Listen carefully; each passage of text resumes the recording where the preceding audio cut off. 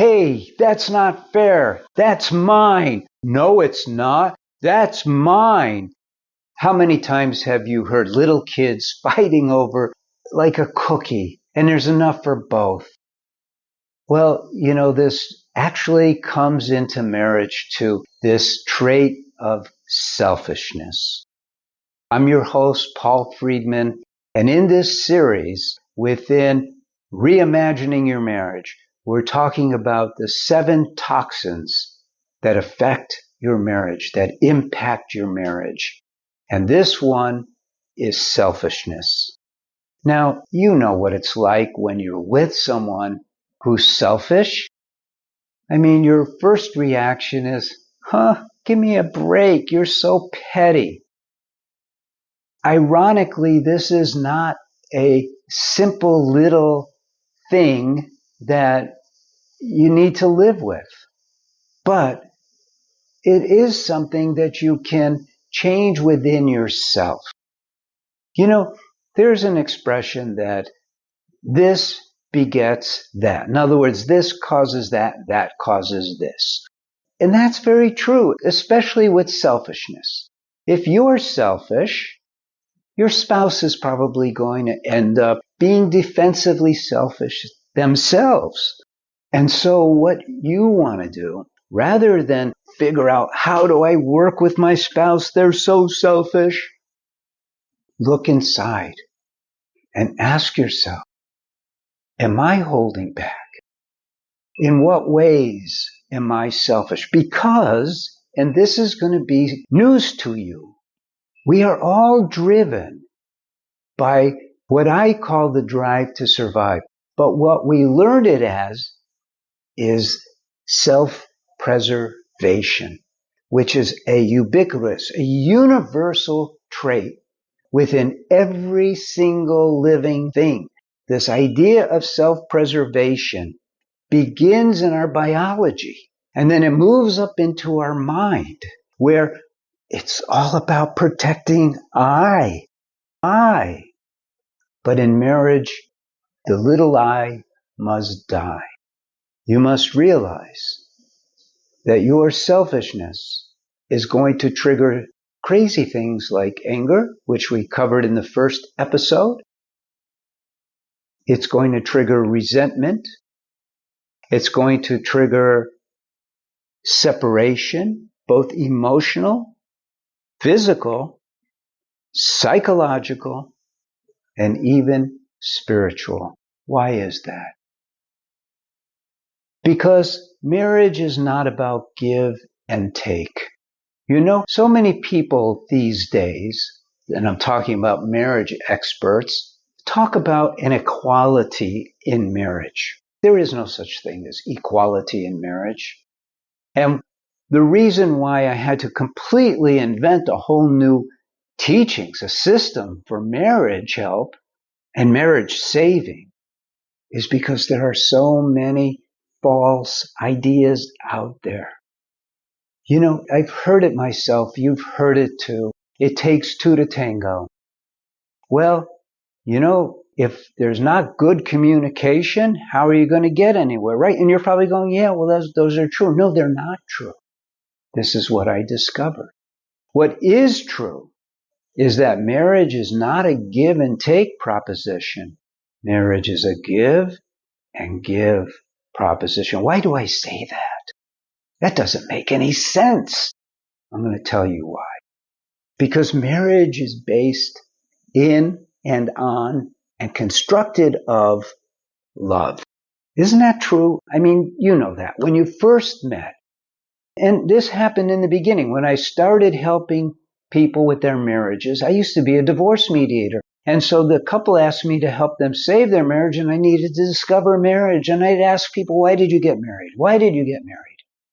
I wanted to know, what's the driving force in marriage? What is the compelling force in marriage? What is the magnet?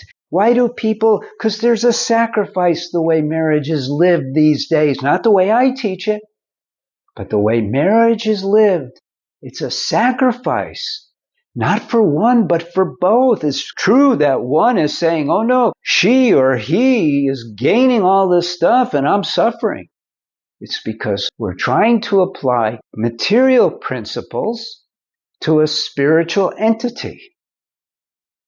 The reason that everyone gave me for getting married, I fell in love. This was the person. They didn't even care about their past. They didn't even care about their flaws. And that's right to a degree. If you're about to get married, it's not right. But once you're married, it is right. Because now you're in the proving ground of learning to love unconditionally. What could be more selfless than giving love when you're being taken advantage of? Very interesting. This is a whole philosophy that I have around this. I'm going to share it with you. It's going to be a little time consuming, but I think you may find it interesting. So I was wondering, because come on, everybody, myself included, have moments when we think I'm being pushed to my limit, right? How often has that happened to you in your marriage? Well, guess what? If you take into consideration that it was God who created marriage, and I am 100% on board with that idea. I believe God created marriage. When I was a kid, I used to think, well, how did this happen? Men used to own women and maybe they fell in love with their slave and that's how it began. No, this is so stupid coming from a kid. God created marriage. Why? Because God is love, all grace, perfection, beauty. And we're not. But he wants us to feel his presence, which is love, which is joy. But we don't. We get all caught up in the world. And so he created this little microcosmic institution called marriage. I call it the sacred space of marriage. And within this dynamic, within this bubble, that only two of you were within this bubble, you could do as you please. But the purpose unknown to the masses is to learn to love the way God loves us. Well, that doesn't explain it, Paul. I mean, come on. How come they're treating me this way? Good question. I thought about this a lot.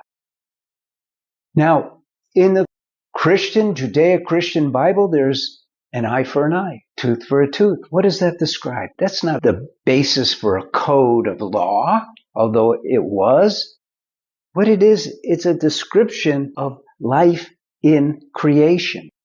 Creation is a perfect balance. And we've all heard the word karma. And if we think about as you sow, so shall ye reap, that's what that means. As you sow, so shall ye reap. Well, I don't want to get into reincarnation or anything, but let's just say we were somewhere before we got here and we'll be somewhere after, okay? Our karma follows us. And let's say we were really cheap previously, maybe even now, really cheap. We have to pay that karma and learn how to be generous at the same time. You can't get away without paying off your karma. And it may feel unfair, unnatural, but it's bigger than us. And so what we do is we accuse our spouse of being miserable towards us instead of going, I feel badly that I'm forcing them to be the agency of my karma. You see? Do you get this? In other words, maybe they're making karma too, treating you the way they're treating you, but it's your karma to be treated that way. I'm going to be doing a series on the cosmic laws of marriage, but this is going to be part of that. So what happens is we have to take a clear-eyed, objective look at ourselves. We have to learn to love our spouse unconditionally. Selfishness, when it's part of our character, is blocking us from experiencing the love that we are intended to give. You notice I didn't say intended to receive. The reason why I said it that way is because we cannot feel love that is coming at us. We'd love to say we do. There's hints of it, there's signs of it, but when we really want to feel love, we give it, and then we could feel it. And there's a whole science to this. And I have it in my books, and I have it in our online courses, but the point is this. When you give unconditional love, and you stop yourself from being selfish, and only you will always know when you're being selfish. You know, sometimes your selfishness isn't even picked up by your spouse, but you know it's there. When you correct that and you replace that selfishness with an outpouring of love, and any material thing, doesn't matter. Material is nothing compared to love. You will begin to experience what marriage is all about. And this toxin called selfishness, instead of working on this, which is what so many people want to do, I'm going to work on this, I'm going to get rid of the selfishness. No, increase the love. Increase the love and the selfishness falls away. Isn't that beautiful? And you're beautiful. And do me a favor, in the comments section, tell me what you got from this video. Tell me what you didn't get from this video. And tell me how wonderful your spouse is. I'm so glad you stopped by. I'm Paul Friedman, founder of the Marriage Foundation, your host for Reimagining Your Marriage. God bless you and take care. Now, if your marriage is doing okay, but you could use a little help, you can just watch these videos. It's free. Or you could read my articles. They're free. Or you could take the next step. Get one of my books. We have 2 books. One is Lessons for a Happy Marriage, and the other is Breaking the Cycle. And the only difference is one is a little more complicated because I wrote Breaking the Cycle for when I started to train marriage counselors into our system. Now, if your marriage is really like, oh my God, I don't know how long I could take this, then by all means, don't worry about the money. There's plans that start for less than $10 a week. Get the online course. We have one for women and we have one for men. They're both spectacular. And if both of you, and it's rare, but go to our website. And if your spouse wants to sign up too, they can, but later. First, you find out what it's all about. One thing I promise you is within days or weeks at the most, you will be blown away by the amazing changes that are happening already.